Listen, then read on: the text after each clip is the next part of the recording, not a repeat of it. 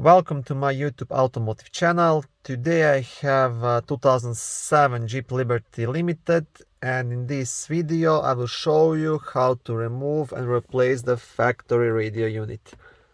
This video will apply to first generation of Jeep Liberties made from 2002 all the way up to 2007. Okay, first thing to do before you start working on the radio would be to pull up the handbrake and then move the shifter all the way down so you get more space to work around this area. So insert the key into the ignition lock and just pull the shifter all the way. Okay, once this is done, there will be a Phillips screw to remove. It's gonna be right here inside. I hope you can see it. So it's all the way there in the back, so you want to remove this screw. Okay, so here it is, and now next thing to do would be to pop out this plastic trim piece that's surrounding the radio and the AC controls. Now the best thing to use would be a plastic trim remover. This is the one I have. If you don't have it, you can use something like a flat screwdriver, but in that case just be careful you don't scratch any of the plastic pieces. So this will just pop out easily now. Okay, just like this. Now it's up to you. You can either disconnect all of these climate controls on the bottom, and that way you can remove this completely, but you don't have to do it because now you have enough space just to pull the radio straight out here. Okay, next thing to do would be to remove 4 Phillips screws which are holding the radio in place. Those are these ones here, one here, and 2 on the opposite side as well. So one down here and one up here. Once they are out, there is nothing else holding this radio, so what you want to do, just want to pull it straight out.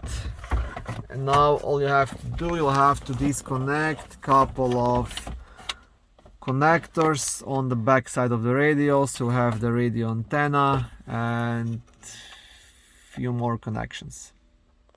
Okay, now depending on the equipment of your Jeep Liberty, you might have more or less wires to disconnect. If you have navigation, if you have 6 CD changer, then you will have a bit more connections here. If not, you'll have just a basic power connection and the radio antenna.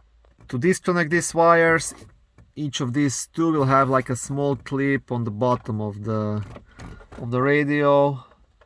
I hope you can see it. It's kind of tight here, so I can't really record it, but anyways, once I pull it out, I'll show you a bit better. So there is a clip on the bottom, you want to press on it and then just wiggle these wires out.